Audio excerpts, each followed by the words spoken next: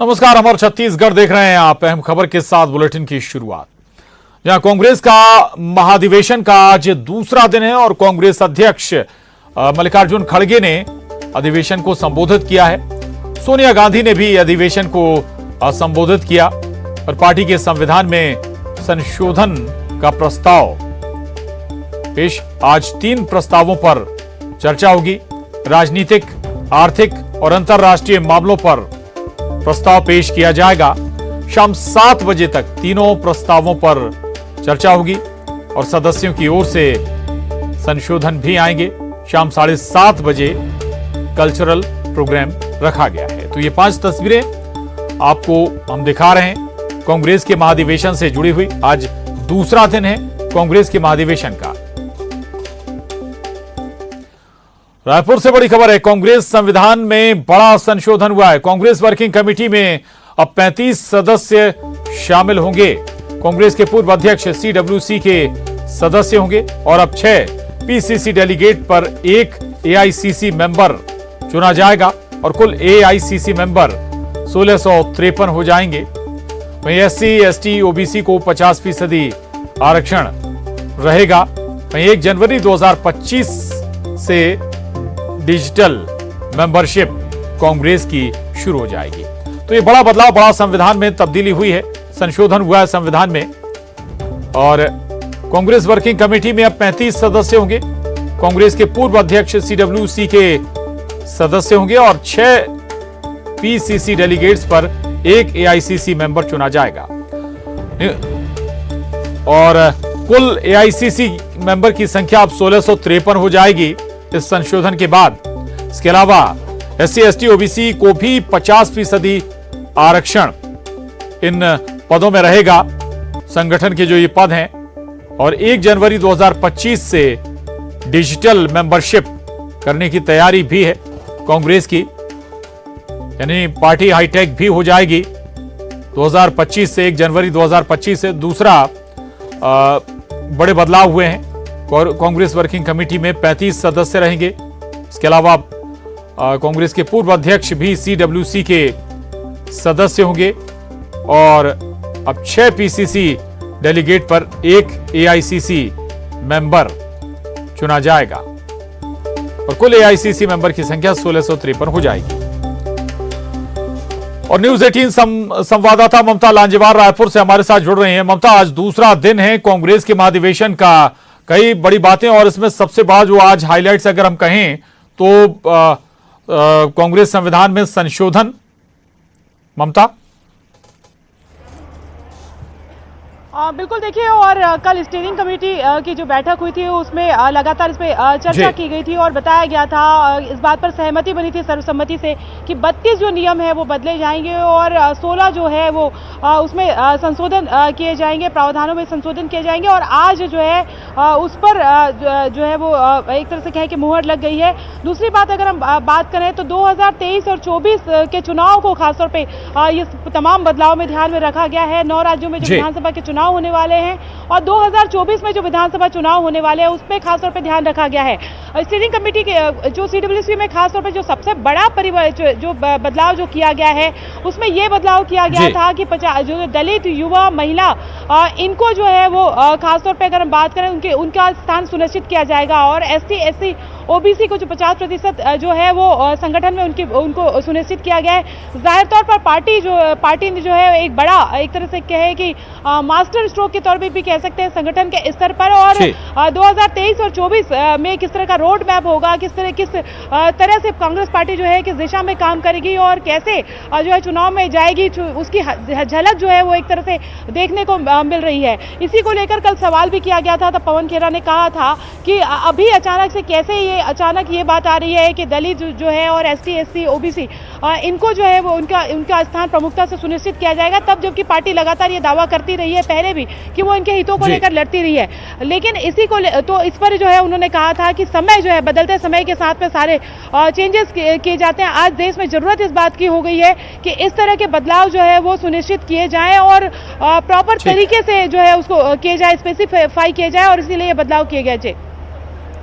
बिल्कुल, ये बड़े बदलाव किए गए हैं। और दूसरा, ममता, इसे हम समावेशी बदलाव भी कहेंगे, जैसा कि आप जिक्र भी कर रहे हैं कि दलित युवा महिलाओं को इसमें स्पेस दिया गया है, SC ST OBC को भी 50% जो आरक्षण, तो इससे समावेशी बदलाव हम कहें, समावेशी बदलाव भी कह सकते हैं। और दूसरी बात अगर हम बात करें तो किसी भी पार्टी के भीतर अमूमन इस तरह की बातें जरूर उठती है कि एक वर्ग विशेष का या एक जाति विशेष का जो है वो इस तरह से कहें कि वो मठाधीश जो कहते हैं कि कई बार बने बैठे हैं या फिर वो कैप्चर किए हुए हैं, उनका जो है वो प्रभुत्व है। और जाहिर तौर पर इसके जरिए ये पार्टी मैसेज देने की कोशिश कर रही है कि जो लोग जो ऊपर नहीं उठ पाए हैं और जो दलित है, जो ST है, OBC है, के साथ जो है वो समाज के सबसे अंतिम वर्ग तक जो के साथ जो है वो पार्टी खड़ी हुई है, उनके अधिकारों के लिए लड़ेगी। और जाहिर तौर पर 2023 और 24 के लिए अब देखना है, जब ये बात आ रही है कि धर्मांतरण और तमाम तरह के जो मसले जो है वो चुनाव के एजेंडे रहेंगे, ऐसे में एक बड़ा मास्टर स्ट्रोक जो है वो पार्टी के संगठन में जो ये जो संविधान में बदलाव करके किया गया है, जाहिर तौर पर इसको ये देखना होगा। जी बिल्कुल, बहुत महत्वपूर्ण ये 3 दिन का महाधिवेशन है और कई ऐसे बदलाव जो आने वाले वक्त में चुनाव में बड़ा लाभ पार्टी को दे सकते हैं। पार्टी 2025 से डिजिटल भी हो जाएगी। बहुत शुक्रिया ममता आपका इस विस्तार से जानकारी के लिए। आगे बढ़ेंगे, बड़ी खबर है रायपुर से। AICC अधिवेशन को सोनिया गांधी ने संबोधित किया है। सोनिया गांधी ने मोदी सरकार पर तीखा हमला बोला है। कहा कि PM और RSS सभी संस्थाओं पर कब्जा कर रही हैं। अल्पसंख्यक और SC वर्ग पर हमला किया जा रहा है। हमारे नेताओं को डराने का काम बीजेपी सरकार कर रही है। And the BJP RSS regime has relentlessly captured and subverted every single institution. It ruthlessly silenced any voice of opposition. It has caused economic ruin by favoring a few chosen businessmen at the expense of all others and of the people, of ordinary people. And most distressingly, it fuels the fires of fear and hatred against fellow Indians. It viciously targeted minorities and ignored crimes and discrimination against them, against women, against Dalits and against Adivasi. आगे बढ़ेंगे, रायपुर में कांग्रेस अधिवेशन के दूसरे दिन कांग्रेस अध्यक्ष मल्लिकार्जुन खड़गे ने आंदोलन के लिए जहां राहुल को धन्यवाद दिया और कहा कि केंद्र की सरकार लोगों के अधिकारों और मूल्यों पर हमला हो रहा है, जिसके चलते नए आंदोलन की जरूरत है। वहीं उन्होंने कहा कि सत्ता के स्वार्थ में मर्यादा तोड़ी जा रही है और देश कठिन दौर से गुजर रहा है। श्री राहुल गांधी जी को भी धन्यवाद देना चाहूंगा। ये प्रेम केवल कांग्रेस जनों की ओर से नहीं, बल्कि भविष्य के करोड़ों उम्मीद लिए हर भारतवासियों से भी ये उम्मीद है। सत्ता में बैठे लोगों ने देश की जनता के अधिकारों और भारत के मूल्यों पर हमला बोल रखा है। इसीलिए आज एक नए आंदोलन के शुरुआत की जरूरत है। हर कांग्रेस को, हर देशवासी को आगे बढ़कर, उठकर संकल्प लेकर ये कहना होगा, सेवा, संघर्ष और बलिदान। सबसे पहले हिंदुस्तान की भारत अपने सबसे कठिन दौर से गुजर रहा है। आज भाजपा अपने सत्ता के स्वार्थ के लिए संसद से लेकर सभी संवैधानिक संस्थाओं की मर्यादाओं का अधिकार को तोड़ रही है। भयंकर रोजगारी, युवाओं के भविष्य को अंधेरे में धकेला जा रहा है। कमर तोड़ महंगाई से जनता के घर के बजट बिगड़ गया है। नोटबंदी और गलत GST से छोटे कारोबार MSME को बर्बाद कर दिया है। फसल की कीमत न देकर किसानों की आमदनी को खत्म कर दिया है। नफरत के माहौल में देश के सामाजिक माहौल बिगाड़ दिया है। बड़ी खबर है रायपुर से। कांग्रेस अधिवेशन को सीएम भूपेश बघेल ने भी संबोधित किया। उन्होंने कहा कि देश आज महंगाई बेरोजगारी से जूझ रहा है। राहुल ने कन्याकुमारी से कश्मीर तक की पदयात्रा की। हमारे लिए सौभाग्य की बात है कि छत्तीसगढ़ में राष्ट्रीय अधिवेशन करने का निर्णय आदरणीय खड़गे साहब ने, आदरणीय सोनिया जी और राहुल जी ने, वेणुगोपाल जी ने लिया है। मैं इसके लिए हृदय से आभार व्यक्त करता हूं कि छत्तीसगढ़ देश के हृदय स्थल है और वहां इसका चयन किया गया है। ऐसे समय में जब देश महंगाई से जूझ रहा है, बेरोजगारी से जूझ रहा है, किसानों को दाम नहीं, मजदूरों को काम नहीं, नौजवानों के काम नहीं, ऐसे समय में जब राहुल जी कन्याकुमारी से लेकर कश्मीर तक के पद यात्रा करते हैं, आज पूरा देश राहुल जी की तरफ बड़ी आशा भरी निगाह से देख रहे हैं। पूरे कांग्रेस पार्टी के अधिवेशन पर देश ही नहीं बल्कि दुनिया की निगाहें हैं। और कांग्रेस के 85वें अधिवेशन में शिरकत करने पहुंची नगमा ने कहा कि हमारी जो योजनाएं आज पूरे देश में रोल मॉडल के तौर पर इस्तेमाल की जा रही हैं, दूसरे राज्य भी हमारी योजनाओं को लागू कर रहे हैं। का अधिवेशन चल रहा है इस वक्त और तमाम देश के तमाम बड़े नेता यहां पर पहुंचे हुए। हमारे साथ कांग्रेस नेत्री नगमा जी मौजूद है।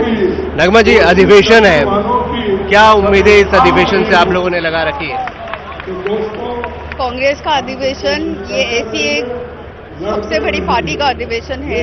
भारतीय राष्ट्रीय कांग्रेस का अधिवेशन बहुत सालों से चल रहा है, 100 सालों से भी अधिक, और इसमें हमेशा देश का जो भी निष्कर्ष इसमें से निकल के आता है वो देश की भलाई के लिए आता है। कांग्रेस ने जितने भी आज तक के स्कीम किए हैं, चाहे वो right to education, right to information, right to food security bill और बहुत सारे ऐसे चीजें, राइट टू इंफॉर्मेशन, मनरेगा, ये बहुत सारी स्कीम्स जो हैं लोगों के हक में की जाती है। और ज्यादातर जो लोग गरीबी रेखा के नीचे हैं उन्हें उठाने की बात होती है, महिलाओं को अपनी जगह देने की बात होती है, युवाओं को बेरोजगारी से हटा के उनको रोजगार देने की बात होती है।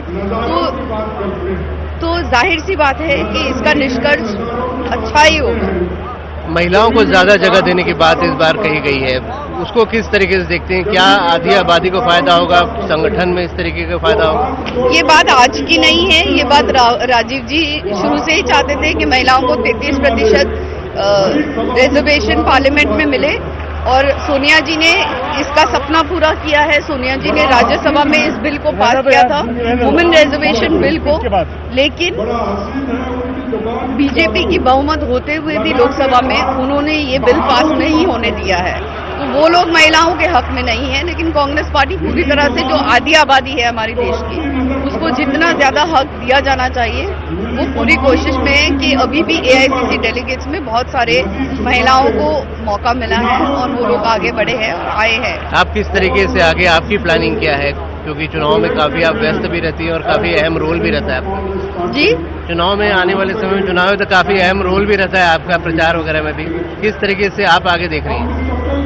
सब अच्छा ही देखते हैं, हम पार्टी के सिपाही हैं, हमारी लीडरशिप जो भी कहेगी हम वो पूरी निष्ठा से वो काम करेंगे और काम करते आए भी हैं। कहीं से चुनाव लड़ने की भी कोई इच्छा? वो भी पार्टी लीडरशिप बोलेगी तो जरूर लड़ेंगे। फिर कोई खास जगह जहां से लड़ना चाहेंगे? नहीं, अभी तो वो तय करना बहुत जल्दी होगा, लेकिन हाँ, जो भी होगा वो वक्त पे पता चलेगा आपको। मतलब आप तैयारी कर रही हैं? जो भी है वक्त पे पता चलेगा आपको। हमसे बात करने के लिए तो कांग्रेस नेत्री नगमा हमारे साथ थी और विभिन्न विषयों पर उन्होंने खुलकर बात की। बॉलीवुड को और राजनीति किस तरीके से देखती है उस पर उन्होंने कहा, साथ ही चुनाव लड़ने की भी इच्छा उन्होंने यहाँ पर जताई है। कैमरामैन रोहित के साथ अभिषेक शुक्ल, न्यूज 18 छत्तीसगढ़, रायपुर। और सुकमा से बड़ी खबर है। पुलिस नक्सली मुठभेड़ में 3 जवान शहीद हो गए हैं। 6 से 7 नक्सलियों के मारे जाने की भी खबर है। मुठभेड़ में 2 जवान भी घायल हुए हैं। जगरगुंडा के पास आश्रम पारा में नक्सलियों और जवानों के बीच ये मुठभेड़ हुई। पीएलजीए नक्सलियों से जवानों की सीधी मुठभेड़ हुई। एसपी सुनील शर्मा ने इसकी पुष्टि भी की है और जवानों की शहादत पर सीएम ने दुख भी जताया। वहीं उन्होंने कहा कि जवानों की शहादत व्यर्थ नहीं जाएगी। शहीद जवानों के नाम एएसआई रामूराम नाग, सहायक आरक्षक कुंजाम जोगा और जवान वनजम भीमा है। जिला सुकमा अंतर्गत जरूंडा बासोड़ा मार्ग में पूर्व में कुंदेड़ में बेहतर कैंप स्थापित की गए थे। इस इलाके में एरिया डोमिनेशन ऑपरेशन एवं अन्य जो सर्चिंग अभियान और सड़क सुरक्षा निर्माण कार्य के लिए आज डीआरजी टीम सुकमा से रवाना किए गए थे। लगभग सुबह 9 बजे डीआरजी टीम और महोदयों के बटालियन नंबर 1 के साथ मुठभेड़ हुई थी। मुठभेड़ लगभग 1-1.5 घंटे चली थी। उसके पश्चात हमारा 3 जवान जो एक एएसआई और 2 कांस्टेबल सुकमा डीआरजी के उनका शहादत हो गए थे।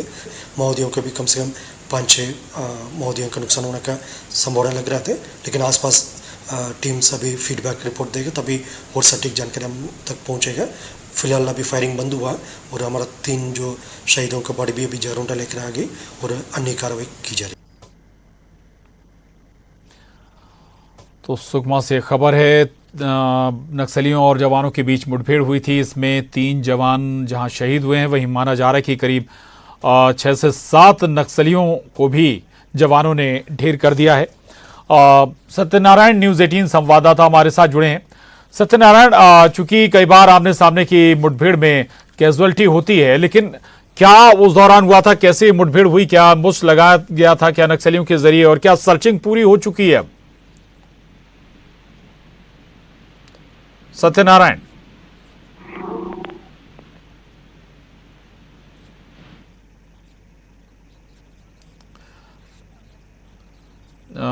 चलिए हम दोबारा सत्यनारायण की से जानकारी लेंगे, लेकिन आपको बता दें कि 3 जवानों की शहादत भी हुई है और मुख्यमंत्री ने इस पर दुख भी व्यक्त किया है। हालांकि बताया जा रहा है कि 6 से 7 जो नक्सली हैं उन्हें ढेर कर दिया गया है।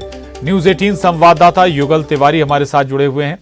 युगल, हालांकि नक्सली लगातार बैकफुट पर हैं, लेकिन ये मुठभेड़ बताती है कि अभी भी सतर्क रहने की दरकार है।